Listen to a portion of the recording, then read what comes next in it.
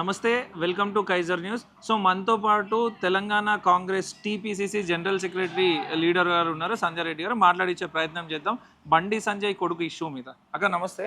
నమస్తే తమ్ముడు. ఇప్పుడు ఏం లేదు బండి భగీరథ గురించి. అంటే బండి సంజయ్ గారు ఒక కార్పొరేటర్ స్థాయి నుంచి ఒక కార్యకర్త స్థాయి, కార్పొరేటర్ నుంచి ఒక కేంద్ర మినిస్టర్గా ఎదిగిండు. దానికి మనం అందరం సంతోషిస్తాం. కానీ ఒక తండ్రిగా ఫెయిల్ అయ్యారు. ఎందుకు అని అంటే తనే చెప్తున్నారు, నేను కొడుకుతో మాట్లాడలేదు, నేను కొడుకుకు టైం ఇవ్వలేదు అంటున్నాను. నేను అనేది ఏంటంటే ఏది ఎంతున్నా కూడా ఇప్పుడు మన దగ్గర జరుగుతున్న పరిణామాలను ఒకసారి చూసుకున్నట్టయితే తల్లిదండ్రులు ఫస్ట్ పిల్లలకి ప్రిఫరెన్స్ ఇవ్వండి అని మనం చెప్పింది అదే. సో ఒక్కటే చెప్పదలుచుకుంటున్నాను నేను, తల్లిదండ్రులకు మనమే మన పిల్లలు మనమే రక్షించుకోవాలి. మనం పిల్లలకు రక్షణ కలిగిన తర్వాతనే బయటి వారి గురించి మనం ఆలోచిస్తాం. రాజకీయాలు పదవులు ఇవాళ ఉంటే రేపు పోతాయి, కానీ మీ పిల్లలు మీ కుటుంబం శాశ్వతం. సో ఇవాళ ఫస్ట్ తప్పు చేసినప్పుడు మందలించి ఉంటే బాగుండేది. అంటే ఇట్లా పిల్లల్ని కొట్టడము, రౌడీస్ కూడా పిల్లలు చేస్తారండి, చాలా తప్పులు చేస్తుంటారు. కానీ సరిదిద్దాల్సిన బాధ్యత యాజ్ ఏ ఒక ఫాదర్గా, యాజ్ ఏ మదర్గా తప్పకుండా ప్రతి ఒక్క కుటుంబంలో ముందుకుండాలి. అది లేకుండా నేను కేంద్ర హోంశాఖ మినిస్టర్ని, నేను ఎట్లాగైనా చేసినా వెళ్తుంది నా పిల్లలు అని అలంకరణ కోసం చెప్పుకోనికే మీకు పదవులు ఇవాళ తెలంగాణ ప్రజల కోసం 29 రాష్ట్రాలకు తను కేంద్ర హోంశాఖ సహాయ మంత్రి కాబట్టి ఆ కోణంలోనే చూడాలి. అయితే ఈరోజు ఎంతోమంది చేసిండొచ్చు ఇట్లాంటి, ఇక్కడ కొంతమంది అంటున్నారు, కొంతమంది కాదంటున్నారు. ఏదేమైనా తప్పు అంటే ఇద్దరు వాళ్ళకంటే వాళ్ళకి ఇష్టముండి చేసినా కూడా అది చట్టం దృష్టిలో నేరమేది. కానీ ఈ అబ్బాయికి అంత వయసు ఉండి ఈ అమ్మాయి మేము ఇద్దరం ఇష్టపడే తిరిగినాం, ఇష్టపడే పోయినాం అని అన్నీ చెప్పుకుంటున్నాం. మరి అన్నీ ఇష్టం ఉన్నప్పుడు అన్నీ చేసినప్పుడు మరి ఆ అమ్మాయికి మీకు ఎందుకు తేడా వచ్చింది? మరి ఈ గొడవలు ఎందుకు? ఇవి చెప్పాలి కదా. మరి చెప్పకుండా నేను ఈ టైంకి వస్తాను, నేను ఆ టైంకి వస్తాను, కోర్టును ధిక్కరించేసి ముందే బెయిల్కి అప్లై చేసి తప్పు చేయలేదు కదా. అంటే ఏ తప్పు లేదే బెయిల్ అప్లై చేసి నేను అదే అంటున్నా. వాళ్ళ ట్రాప్ అని ఎప్పుడు అన్నారో అప్పుడే మేము తప్పు చేసినామని ఒప్పుకున్నట్టు. ట్రాప్ అంటే ఏంటి అంటే ఆడవాళ్ళని మీ ఇష్టం ఉన్నంతసేపు వాడుకుంటారు, అన్నీ చేసుకుంటారు, మీకు వద్దు అని కొంచెం తేడా వచ్చింది అంటే అని ట్రాప్ అంటే. ఇంతవరకు కరెక్టా? ఏదేమైనా పిల్లల విషయంలో తల్లిదండ్రులు బాధ్యతగా ఉండాలి. సో ఆరోపణ వచ్చిందా అనేది కాదు, అన్ని వీడియోలు వైరల్ అవుతున్నాయి. సమాజంలో మన పిల్లలు యుక్త వయసు వచ్చినప్పుడు ఇక్కడ తల్లిదండ్రులు ఆడపిల్ల సైడ్ కానివ్వండి, మగపిల్ల వాళ్ళ సైడ్ కానివ్వండి, మనం అదుపులో పెట్టుకోవాలి. పిల్లలు తప్పు చేస్తారు. బండి సంజయ్ గారు చిల్లికి గాని వాళ్ళలాగా ఇది చాలా సందర్భాలలో మరి తండ్రి చెప్తే వినడం అనేది కూడా ఒక టాక్ ఉంది. పిల్లలు కదండి, పిల్లలకు తండ్రే. ఆయన ఎంత మంత్రి అయినా తండ్రే కాబట్టి కొంతమందికి అలా ఉంటుంది. కానీ ఆయనే మాట్లాడుతూ నా కొడుకుతో మాట్లాడలేకపోయినా అదే అందుకే నేను ఇందాక మీకు అందుకే చెప్పిన అనుకున్నారు. కానీ ఇప్పుడు ఈ అన్నదమ్ముళ్ళు ఈ కార్యకర్తలు నిలదీస్తున్నారు కదా, అందుకనే ఇంట్లోకి వచ్చి రచ్చగెలువు అంటారు. మీరు మిమ్మల్ని ఎవరు అనట్లేదండి, రాజకీయంగా మిమ్మల్ని ఎవరు అనట్లేదు. ఇక్కడ ముఖ్యంగా ఏంటంటే మీ బాబు చేసినప్పుడు ప్రజాస్వామ్యంలో కోర్టు దృష్టిలో, చట్టం దృష్టిలో ఎవరు చుట్టాలు గారు. అది మీరే అన్నారు, అది నా కొడుకైనా నా బిడ్డ అయినా లేకపోతే ఇంకెవరైనా చట్టానికి లోబడి పనిచేస్తాము, చట్టానికి లోబడి అన్నారు. కాబట్టి మీరు సింపుల్గా మీ పదవిని పక్కన పెట్టేసి కొడుకుని తీసుకొచ్చి పోలీస్ స్టేషన్లో మీరు ప్రొటెక్ట్ చేశారనుకోండి, ఈరోజు ఇంత ఇష్యూ జరిగేది కాదు. ఇవాళ మీకు హోంశాఖ మంత్రి అంటే ఒక సహాయ మంత్రి అంటే ఇంటెలిజెన్స్ డిపార్ట్మెంట్ ఉంటుంది. మీ కొడుకు ఎక్కడ పోయిందో తెలియదా? మీకు తెలియకుండా ఎట్లుంటుంది చెప్పండి. జనాలు ఏమవుతుందంటే ఇంకెక్కువగా అపార్థం చేసుకుంటున్నారు. మీరు తప్పు చేసిండ్రా, నేను 2 రోజులలో వస్తా 3 రోజులలో వస్తా అని అంత అహంకారంతో చెప్పకూడదు. ఇప్పుడు కొంతమంది మాట్లాడుతూ ఆ అమ్మాయి ప్లేస్లో బండి సంజయ్ కూతురు ఉండి ఆ అబ్బాయి ప్లేస్లో సామాన్యుడు ఎవరైనా ఉండుంటే ఇట్లానే ఉండేదా రియాక్షన్ అని అడుగుతున్నారు. అంటే వివిధ రకాలమైన వ్యక్తులు వివిధంగా మాట్లాడతారు, వాస్తవం. ఎందుకంటే ఇంకా నిజంగా కూడా మరి ఇలా బండి సంజయ్ గారు హోమ్ మినిస్టర్గా లేకపోతే, సహాయ మంత్రి లేకపోతే ఇంత పబ్లిసిటీ కూడా వచ్చేది కాదు. అంటే కొన్ని ప్రతిపక్షాల అని గానో లేకపోతే ఇంకోరనే కాదు, అది నిజమన్నా కూడా వాళ్ళ మీద అటాక్ చేస్తారు వీళ్ళు. నేను అనేది ఏంటంటే ఏ పార్టీ అయినా ఎవరైనా చట్టానికైతే ఒకటే. మా రాష్ట్ర ప్రభుత్వం రేవంత్ రెడ్డి గారు మహిళల విషయంలో చాలా భద్రతగా ఉన్నారు. ఇమ్మీడియట్గా సిట్ విచారణకి జరపమన్నారు. వీళ్ళందరి మీద ఎక్కడెక్కడ ఏం నివేదిక సమర్పించాలన్నారు, అన్ని జారీ చేశారు. అది మనము ఆదేశాలే ఉంటుంది తప్ప చట్టాన్ని సీఎం గారు కూడా చేతిలోకి తీసుకోవడానికి ఉండదు. సీతక్క గారు చాలామంది సీతక్క గురించి ట్రోల్ చేస్తున్నారు. రీల్స్ రాలని. ఆమెను చూస్తే మీకు ఎట్లా అనిపిస్తుంది చెప్పండి? ఆమె ఒక పని చేసి వీడియోస్ పెడుతుంది పబ్లిక్కి ఉపయోగపడాలని. రీల్స్ అంటే ఏంది? ఆమె ఏమైనా బ్యూటీ టిప్స్ ఏమైనా చెప్పిందా మీకు? లేకపోతే ఆమె ఏమన్నా హాయ్ ఫ్రెండ్స్ అని చెప్పేసి ఏమో ఫ్యాషన్ షో ఏమైనా పెట్టిందా? ఆమె ఉండే సింపుల్ సిటీని మనం ఎంత ఇష్టపడాలి. అలా ఉన్నారు ఎవరైనా? ఆమెను ట్రోల్ చేస్తే తాటదిస్తానని చెప్తున్నా. మీ రాజకీయంగా మీరు ఉనికి కాపాడుకోండి. మీరు రాజకీయంగా మీరు ఎదగాలంటే సీతక్క పేరు చెప్పి మాట్లాడితే మేము పెద్ద టాప్ లీడర్ అవుతాం అనుకుంటున్నాం. కానీ సీతక్క జోలికి వచ్చింది అనుకోండి మంచిగా ఉండదు. ఎందుకంటే ఆమె ఉక్కు మహిళ కూడా అంటారు. ఈరోజు పార్టీలో ఖచ్చితంగా ఇష్టపడతారు. ఆమె కష్టం మీరు చూసిండ్రా? 2019లో కోవిడ్ వచ్చినప్పుడు మూటలు ముళ్ళలు తీసుకొని అక్కడున్న నియోజకవర్గ ప్రజలందరికీ పార్టీలకు అతీతంగా ఇచ్చింది. ఎంత కష్టపడింది ఆమెకు. ఇవాళ ఆమె కుటుంబమే ఇవాళ మొత్తం అక్కడున్న ములుగు ప్రజలకు చేసే సేవ చూడాలి. వాస్తవంగా ఇవాళ ఒక కార్యక్రమం చేసినప్పుడు తప్పకుండా ఇన్స్టాగ్రామ్లో కంపల్సరీ పెట్టాలి అండి. ఎందుకంటే అది పబ్లిక్లో ఉండాలి. సో ఇటీవలే కొంతమంది రాజకీయ నాయకులు మాట్లాడుతూ నామకే వాస్తే సిట్టేసినారు కానీ ఆర్ఎస్ బ్రదర్స్ వీళ్ళిద్దరు, ఆర్ఎస్ అంటే రేవంత్ రెడ్డి, ఎస్ అంటే సంజయ్, వీళ్ళిద్దరు బ్రదర్స్ కలిసి ఒకటి తమ్ముడు నరం లేని నాలుక 100 మాట్లాడుతుంది. వీరిద్దరు ఫ్రెండ్స్ అయినా కూడా కోర్టు ఒకటి చట్టం అయితే ఉంటుంది కదా, అవునా కదా? ఉండొచ్చు. ఇద్దరు ఫ్రెండ్స్ కొడుకుని కాపాడడానికి ఇవాళ ఏ చట్టాలు లేవు. ఇది రేవంత్ రెడ్డి గారి మీద పడనోళ్ళు మాట్లాడిన మాటలు ఇవి. ఏదేం జరిగినా ఆలస్యమైనా డెఫినెట్గా శిక్ష అయితే పడుతుంది. ఇంకో విషయం, కొంతమంది మైనర్ కాదంటున్నారు, కొంతమంది. నేను అనేది ఏంటంటే కాకుండా తప్పే. మీరు కలిసి తిరిగిన అమ్మాయిది కూడా, ఎందుకంటే ఆ అమ్మాయి కూడా ఇవాళ జాగ్రత్తగా ఉండాలి. అమ్మాయిల విషయంలో కూడా మనం అందరము వీళ్ళ కేంద్ర మంత్రి కొడుకు అందుకని వెళ్ళిరాని కొంతమంది అంటున్నారు. ఏదేమైనప్పటికీ తల్లిదండ్రులు పిల్లలు ఎక్కడ పోతున్నారు, ఏం చేస్తున్నారు, ఏదో 9th క్లాస్లో కూడా ఏదో డ్రైవింగ్ బైక్ డ్రైవింగ్ ఏదో చేసినప్పుడు అవన్నీ కూడా కేసును పక్కదారి పట్టించడానికే ఇవి పుట్టించినారని చెప్తున్నారు. లేదు అంటే అక్కడ తెలియదు, అదేదో పోలీసుది ఏదో ఉంది రిసిప్ట్ అని అంటున్నారు. అందుకని మనము స్పందించడం అనేది ఎట్లుంటుందంటే దాంట్లో చూసే స్పందించాం. అందుకే మేము లేట్గా స్పందిస్తే కూడా దాన్ని ఏం చేస్తున్నారు, సంధ్యకి ఎందుకు స్పందిస్తలేదు? వస్త్రధారణ విషయంలో అయితే స్పందించిందంటే వస్త్రధారణ అనేది మన కుటుంబంకి సంబంధించింది.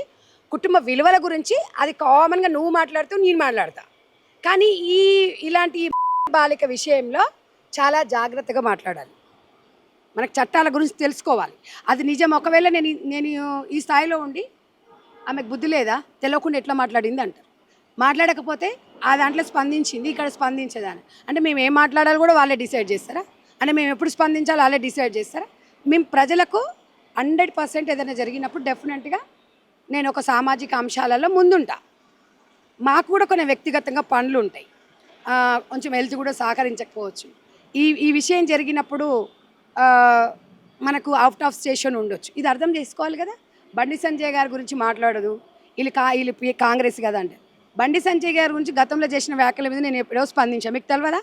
ఎవరి విషయమైనా ఇక్కడ అమ్మాయిలు తప్పు చేసినా అబ్బాయిలు తప్పు చేసినా ఒక పద్ధతిగా ఉండమని చెప్తాను తప్ప జడ్జిమెంట్స్ అందరికి ఎవరికి ఇవ్వదు. సో ఇప్పుడు కొంతమంది లేడీ లీడర్స్, ఎవరైతే బీజేపీ లేడీ లీడర్స్ ఉన్నారో, హిందూ ముస్లిం గొడవలు అయితే ముందొచ్చి నిలబడి కొట్లాడతారు.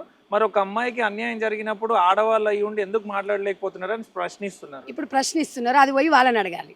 ఇప్పుడు బీజేపీ లేడీస్ మీ ఒపీనియన్ అంటే నేను అదే చెప్తున్నాను కదా, వాళ్ళకు పార్టీ ఆదేశాలు లేవు అంటున్నారు. పార్టీ ఆదేశాలు లేకుండా ఒక వ్యక్తిగతంగా తప్పెవరిదున్నా చట్టానికి లోబడే పని చేస్తారు, తప్పెవరిదైనా శిక్షిస్తాం అనేది అయితే రెస్పాండ్ అవ్వాలి. వాళ్ళని పాయింట్అవుట్ చేసే వాళ్ళు ఏమంటున్నారంటే మీ పార్టీ లైన్ కాకపోవచ్చు, కనీసం సాటి మహిళగా అది స్పందించాలి. ఇప్పుడు ఏదైనా ఉన్నప్పుడు వ్యక్తిగతంగా స్పందించవచ్చు, తప్పులేదు. మరి అది వాళ్ళ విజ్ఞతకు మనం వదిలేయాలి. కానీ వాళ్ళని పట్టుకొచ్చి మీరు ఎందుకు మాట్లాడతారు అనే రైట్ కూడా మనకు లేదు కదా. ఇంకొకసారి ఏదైనా ఇష్యూ వచ్చినప్పుడు మీ దగ్గరకు వచ్చి మాట్లాడతారు, అప్పుడు అడగండి. మీరు అప్పుడు మీ జర్నలిస్టులే ప్రశ్న వేయాలి. అప్పుడు ఎందుకు మీరు స్పందించలేదు, ఇప్పుడు ఎందుకు స్పందిస్తున్నారు? గతంలో ఇప్పుడు జనాలకు కూడా అర్థమైంది కదా వీళ్ళ విషయము. మీరు చూస్తారు ప్రతి విషయాలలో, సామాజిక అంశాల విషయాలలో కొన్ని నేను ఒక ఎన్జిఓ పరంగా కూడా నేను ఖండించిన, తప్పకుండా ఖండిస్తా. నేను ఇప్పుడు కూడా ఇక్కడ ముద్దయ్య నేను చెప్పట్లేదు. కాంగ్రెస్ పార్టీ విచారణ జరిపింది, అవంతా తూతూ మంత్రం అని అంటే మనము ఇవాళ కోర్టులను పోలీస్ స్టేషన్ అట్లా అనొద్దు కదా. మనము ఇప్పుడు అది 10th క్లాస్ మేమో అంటున్నారు. ఇవన్నీ మనకు నేను ఇంతమందిని అంటున్నాను. ఇవాళ బీఆర్ఎస్ లేడీస్ మొత్తం ధర్నాలు చేసి అది చేసారు కదా, ఇప్పుడు వారం అవుతుంది కదా. మరి మీరెందుకు వాళ్ళని బండి సంజయ్ గారు కొడుకుని తీసుకొచ్చి మనమైతే జైల్లో వేయలేం కదా.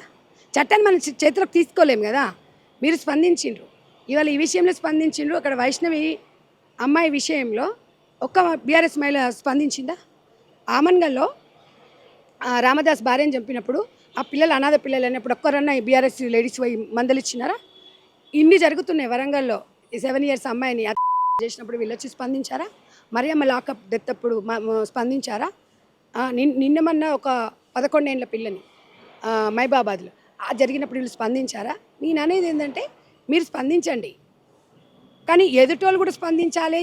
ఆమె ఎందుకు స్పందించలేదనే రైట్ మీకు లేదండి. అంటే వాళ్ళు కేవలం రాజకీయ పరంగానే దీన్ని యూజ్ చేసుకుంటున్నారు మీరు అంటున్నారు. అవును, ఇప్పుడు ఇన్ని అంశాలలో మాట్లాడని మహిళలు ఇప్పుడు కేటీఆర్ గారిని అన్నారు, కేటీఆర్ పుట్టుక గురించి అన్నారు అని చెప్పి స్పందించరు.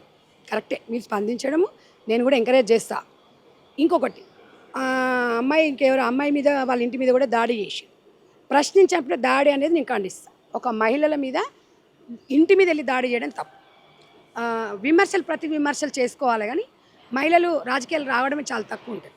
ఆ వచ్చిన మహిళలను మనం సామరస్యంగా చేసుకోవాలి, అంతవరకే ఉండాలి. ఎవరి ఫ్యామిలీని ఎవరు లాగడానికి ఉండదు ఇక్కడ. కాబట్టి నువ్వు ఏ పార్టీ అయినా మహిళ అయినా పర్వాలేదు, ఆమె నా తోటి మహిళనే కదా. ఆ విషయాలలో మనము వ్యక్తిగతంగా దూషణ చేసినప్పుడు మేము వ్యక్తిగతంగా చేస్తాం, కానీ ఇప్పుడు వ్యక్తిగతంగా మీరు దూషణ అని కేటీఆర్ గారిని అన్నప్పుడు వాళ్ళు వచ్చి దాడి చేయడం ఇవన్నీ ఏమవుతుందంటే చూడడానికి బాగుండదు. మహిళలమే కదా మేము రాజకీయాలకు. బాధితురాలు పోలీస్ స్టేషన్లో కేసు చేయడానికి వెళ్ళినప్పుడు దాదాపు 6 గంటలు అక్కడే కూర్చోబెట్టారు కేసు తీసుకోకుండా. అధికారుల ఒత్తిడి ఉండడం వల్లనే కేసు తీసుకోలేదా అని చెప్పేసి కూడా ఒక క్వశ్చన్ రైజ్ అవుతుంది. ఒకటమ్మా, ఏదైనా కూడా చట్టం అనేది అందరికి సమానంగానే ఉంటుంది. అక్కడ మరి ఇది లోతైన కేసు కాబట్టి మరి అక్కడ రావాల్సిన సిఐ గారా అంటే కొన్ని ఈ మధ్యకాలంలో మోడీ గారు కూడా వచ్చారు కదా, మరి ఆ భద్రత దృష్టిలోన, ఎందుకంటే అక్కడ నేనైతే చూడలేదు. మీరు అన్నప్పుడు తప్పకుండా ఏదో కానిస్టేబుల్కి ఇచ్చిపోయేటట్టు ఉండదు. సార్ కూడా వాళ్ళు అక్కడ పై స్థాయి అధికారులు కూడా అవైలబుల్ ఉండకపోవచ్చు, వీళ్ళు వస్తారని తెలియదు కదా. ఇవన్నీ ఏమవుతుందంటే కమ్యూనికేషన్ గ్యాప్ వల్ల ప్రభుత్వాన్ని వీళ్ళు తిట్టడానికి ప్రయత్నం చేస్తుంటారు, ప్రభుత్వం మీద రాలేస్తుంటారు. ప్రభుత్వం అనేది ఒకసారి ఏర్పడ్డ తర్వాత తెలంగాణ రాష్ట్రానికి సీఎం ముఖ్యమంత్రి రేవంత్ రెడ్డి గారు, ఒక కాంగ్రెస్ పార్టీకి కాదు. అందరి బాధ్యత చూసుకోవాల్సిన తనదే కాబట్టి తను తప్పకుండా మహిళలకు న్యాయమే చేస్తారు. మహిళల పట్ల ఆయన పిలిచే పిలుపు, ఆయన నడిచే విధానం ఉంటుంది. ఆయన ఇష్టం వచ్చినట్టుగా వ్యక్తిగతంగా మాట్లాడితే అది కరెక్ట్ కాదు. మన దగ్గరకు వచ్చేంత వరకు మనకు తెలియదు కదా. అంటే కొంతమంది మాట్లాడుతూ ఓన్లీ సిట్ వేసి చేతులు దులుపుకుంటే సరిపోతుందా, సిట్టు వల్ల ఏం ఉపయోగం అని కూడా చెప్తున్నారు. ఇప్పుడు నువ్వు ఇది మాట్లాడిపోతావు, నీకు ఇంతకన్నా ఎక్కువ ఏమైనా చేస్తావా? ఇంకా నువ్వు చెప్పవయ్యా. ఇప్పుడు నేను మాట్లాడతా, జడ్జిమెంట్ అయితే ఇవ్వలేను కదా. గవర్నమెంట్ ఆదేశాలు ఇస్తుంది, అన్నీ గవర్నమెంట్ చేస్తుందా? మరి ఇక పోలీస్ డిపార్ట్మెంట్ ఎందుకు, కోర్టు ఎందుకు? ఇక అది లాజిక్ మనం ఆలోచించాలి. ఏం చేయమంటారు చెప్పండి? ఆదేశాలు ఇస్తారు కదా ముఖ్యమంత్రి గారు, వాళ్ళ పని వాళ్ళు చేస్తారు కదా, మీ పని మీరు చేస్తారు కదా, నా పని నేను చేస్తున్నా కదా, మీరు వరలేదు మీరు వరుతురు కదా. అది తప్పు. అది 100% ఒక అమ్మాయికి అక్కడ అన్యాయం జరిగింది. కూర్చొని మాట్లాడుకుంటే అయిపోయేది ఈ విషయం, సింపుల్. ఇప్పుడు ఏమైందంటే పిల్లలకు స్వేచ్ఛ ఎక్కువైపోయింది, తల్లిదండ్రుల మాట వింటలేరు. మగవాళ్ళు కానీ ఆడపిల్లలు కూడా అట్లనే ఉన్నారు, అందరు లేరు, కొంతమంది ఉన్నారు. తల్లిదండ్రులు మనం కొంచెం జాగ్రత్తగా ఉంటే ఇట్లాంటివి వచ్చేది తల్లిదండ్రుల దృష్టి, ఎందుకంటే వాళ్ళు ఫ్యామిలీ ఫ్రెండ్సే కదా. కూర్చొని మాట్లాడుకుంటే ఈ సమస్య ఇంత దూరం వచ్చేది కాదనేది నా ఆలోచన. సో పొన్నం ప్రభాకర్ గారు ఈ ఇష్యూ గురించి మాట్లాడుతుంటే కూడా అది నా వాక్యాలని వక్రీకరించినారు, నేను బాధితురాలికి న్యాయం చేయమనే చెప్పినాను అని చెప్పేసి తను ఎక్స్ప్లెనేషన్ ఒకటి చెప్పనమ్మా, ఎవరైనా ఒక మినిస్టర్ హోదాలు ఉన్నప్పుడు అన్యాయం జరిగిన వాళ్ళకు కాదు మీరు అట్లా చేయండి ఇట్లా చేయండి ఎవరైనా చెప్తారా చెప్పండి? ఆయన అదే చెప్పాడు. ఆ అమ్మాయి పిటిషన్ ఇచ్చింది కాబట్టి ఆ అమ్మాయి కంప్లైంట్ ఇచ్చినప్పుడు 100% ఆ అమ్మాయికి న్యాయం జరగాలి. ఆ అమ్మాయి ఏం కోరుకుంటుంది అనేది మనం వినాలి. కూర్చొని 2 కుటుంబాల కూర్చొని మాట్లాడుకుంటే సమస్య సన్నగిలిపోతుంది. ఇక దాన్ని ఒక డైవర్ట్ చేద్దామని చూసి ట్రాప్ అంటే ఒక తప్పుకు 10 తప్పులు. ఎప్పుడైనా చిన్న సమస్య ఉన్నప్పుడు దాన్ని సాల్వ్ చేసుకుంటే అయిపోతుంది. కాబట్టి దయచేసి కొద్దిగా సమన్వయం పాటించండి. అమ్మాయి అని కొంతమంది అంటున్నారు, కొంతమంది కాదంటున్నారు. ఏదేమైనా భద్రత వల్ల అమ్మాయి ఫొటోస్ బయటికి ఇవ్వకండి, వాళ్ళ ఫ్యామిలీని బయటికి తేకండి. అది మనం అందరం కూడా చట్టానికి లోబడే పని చేయాలి. ఏది జరిగినా అమ్మాయికి అయితే అన్యాయం అయితే జరిగింది. సో అది ఆ అమ్మాయికి మంచి జరగాలని అయితే మనం కోరుకుందాం. ఇటీవల పార్టీ స్థాపించిన ఒక మహిళ కూడా మాట్లాడుతూ ఈ ఇష్యూ గురించి మాట్లాడండి అంటే లేదు ఆ ఇష్యూ గురించి కొన్ని రాజకీయ పార్టీలు రాజకీయం చేస్తున్నాయి దీన్ని అడ్డు పెట్టుకున్నట్టు, సాటి మహిళగా కూడా తను సాఫ్ట్ కార్నే అది చూపించాలి. తెలంగాణ ప్రజలు ఇక ఆలోచిస్తారు. ఇప్పుడు నేను చెప్పడం కాదు, తెలంగాణ ప్రజలు ఆ పార్టీ నాయకురాలు ఏ విధంగా స్పందించింది అనేది ఆమె ప్రజలలోకి వెళ్ళినప్పుడు ప్రజలే ఆమెను ప్రశ్నిస్తారు. ఇప్పుడు మనం అన్నాం అనుకోండి, కాంగ్రెస్ పార్టీ ఇట్లా అన్నది అంటారు. కాబట్టి ఆమె రాజకీయ నాయకురాలు, ఇప్పుడు ఆమె ఒక పార్టీకి అధ్యక్షురాలు. కాబట్టి ఆమె విజ్ఞతకే వదిలేస్తున్నాం. ప్రజలు ఏ రకంగా అర్థం చేసుకుంటూ కింద కామెంట్స్ ఏమిటారో చూడండి మీరు. ప్రజలకు అనుకూలంగానే ప్రజాస్వామ్యంలో ముందుకెళ్ళాలి మనం.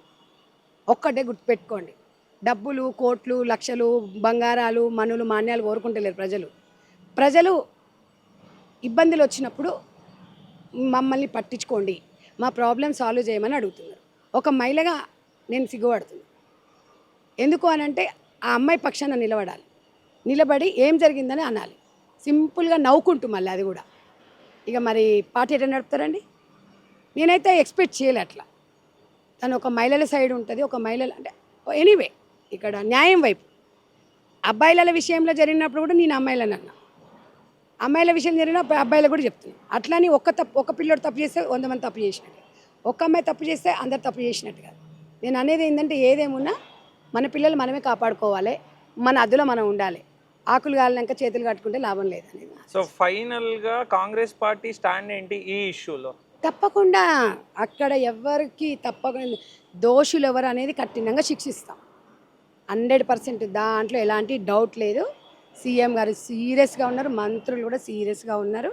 ఇలాంటి పునరావృతం కాకుండా ఎవరైనా సరే లోపల వేయాల్సిందే, శిక్ష పడాల్సిందే. కాకపోతే మనం వెయిట్ చేయాలి. తొందరపాటి మీరు నేను తొందరపాటుగా గవర్నమెంట్ తొందరపడితే గవర్నమెంట్ తప్పు అంటారు. కాబట్టి నివేదిక వచ్చిన తర్వాత ఆ శిక్ష అనేది కోర్టే వేస్తుంది.